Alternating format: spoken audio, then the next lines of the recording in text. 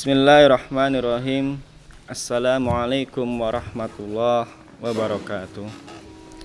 Alhamdulillah nahmaduhu wa nasta'inuh wa nastaghfiruh wa na'udzu billahi min sururi anfusina wa min sayyiati a'malina may yahdihillahu fala mudhillalah wa may yudlilhu fala hadiyalah.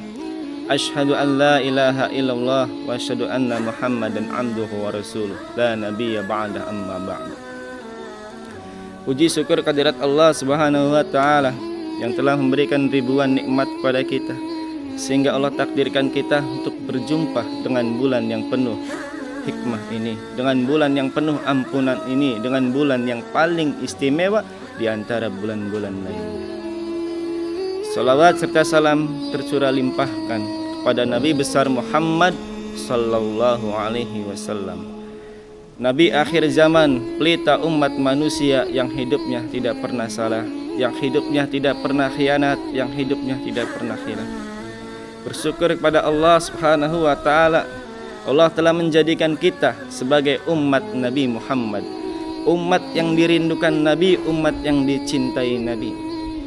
Suatu ketika Rasulullah sallallahu alaihi wasallam duduk bersama para sahabat. Lalu Rasulullah sallallahu alaihi wasallam menanyakan sebuah pertanyaan kepada para sahabat.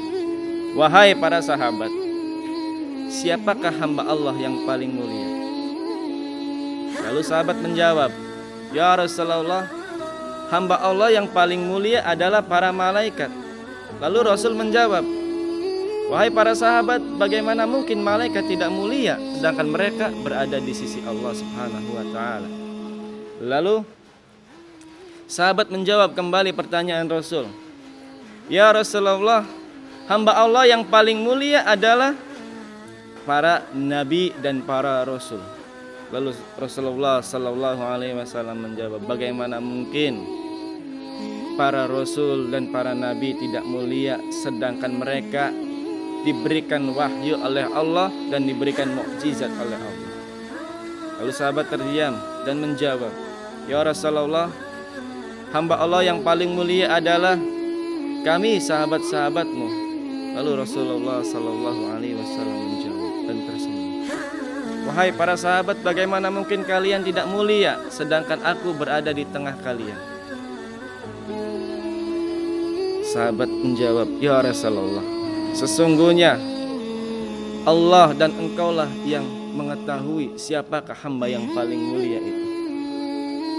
Seketika Rasulullah sallallahu alaihi wasallam menundukkan kepala, dari kedua matanya mengeluarkan air mata sehingga membasahi pipinya. Lalu Rasulullah sallallahu alaihi wasallam menjawab pertanyaan sahabat tadi. Hamba Allah yang paling mulia adalah dia umat akhir zaman.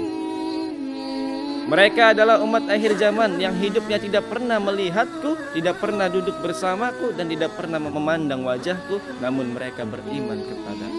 Mereka adalah umat akhir zaman. Qala Nabi sallallahu alaihi wasallam, tuba liman yarani wa amana bi, wa tuba summa tuba summa tuba liman lam yarani wa amana bi. Rasulullah sallallahu alaihi wasallam bersabda,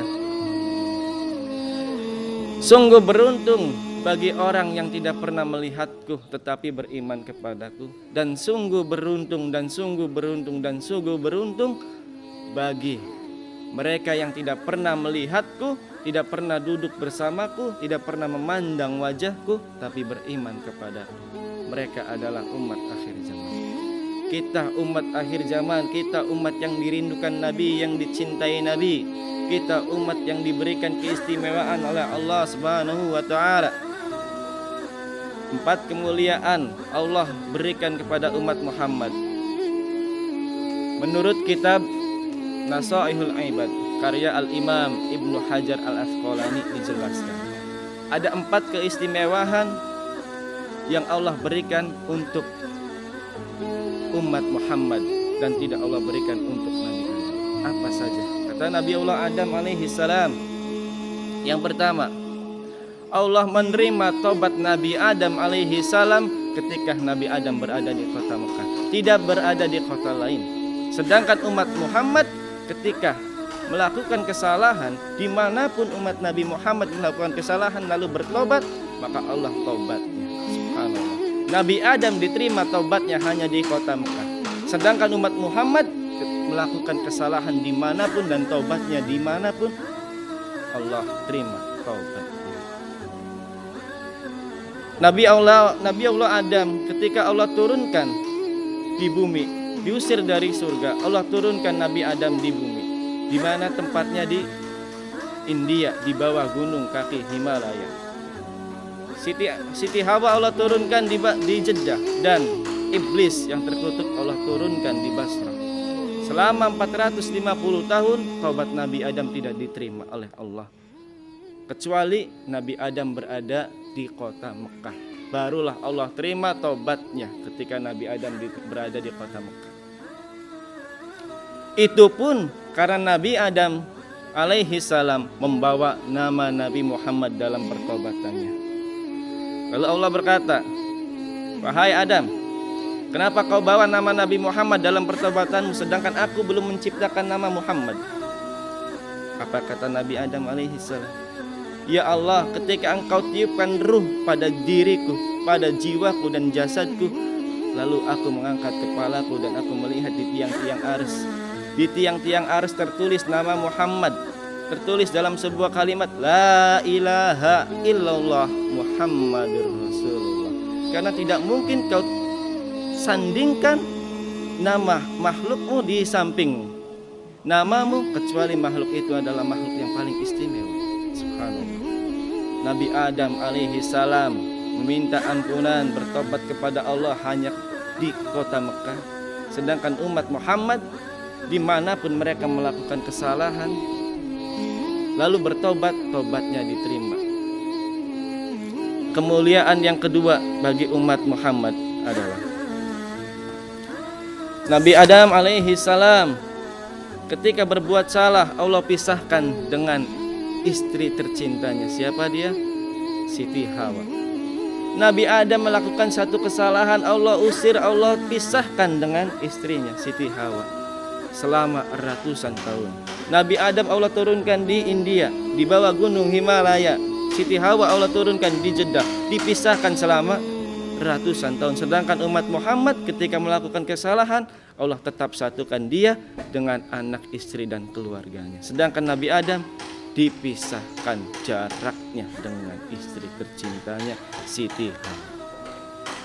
Lalu kemuliaan yang ketiga yang dimiliki oleh umat Muhammad adalah, kata Nabi Adam alaihi salam, aku berbuat salah dalam keadaan berpakaian. Nabi Adam ketika melakukan kesalahan dalam keadaan berpakaian, Allah turunkan Nabi Adam dalam keadaan telanjang. Sedangkan umat Muhammad melakukan kesalahan dan bermaksiat kepada Allah dalam keadaan telanjang, Allah tetap tutupi auratnya, Allah tetap lindungi aibnya. Sedangkan Nabi Adam, Allah telanjang. Subhanallah. Allah buka aib Nabi Adam cuman gara-gara satu kesalahan. Yang keempat, kata Nabi Allah Adam alaihissalam, kemuliaan yang keempat untuk umat Muhammad adalah, aku berbuat salah di dalam surga, Allah usir aku di dunia. Sedangkan umat Muhammad melakukan kesalahan di dunia, bermaksiat di dunia, melakukan dosa di dunia, tetapi ketika itu ia bertobat dan tobatnya diterima, Allah masukkan dia ke surga. Nabi Adam tinggal di surga melakukan satu kesalahan, Allah usir. Umat Muhammad melakukan kesalahan di dunia, Allah masukkan ke surga. Subhanallah, betapa mulianya umat Muhammad sallallahu alaihi wasallam. Oleh karena itu, ashabil kiram, marilah kita tumbuhkan kecintaan kita kepada Nabi, kita tumbuhkan kecintaan kita kepada Allah Subhanahu wa taala. Alhamdulillah, betapa istimewanya kita umat Nabi besar Muhammad sallallahu alaihi wasallam, umat yang selalu Allah beri keberkahan. Bersyukur kita menjadi umat Nabi Muhammad. Esok kelak kita membawa bendera Nabi Muhammad di dalam surga. Esok kelak kita menjadi pemimpin umat-umat Nabi lain di dalam surga. Subhanallah, alhamdulillah. Mungkin cukup sekian dari saya. Assalamualaikum warahmatullahi wabarakatuh.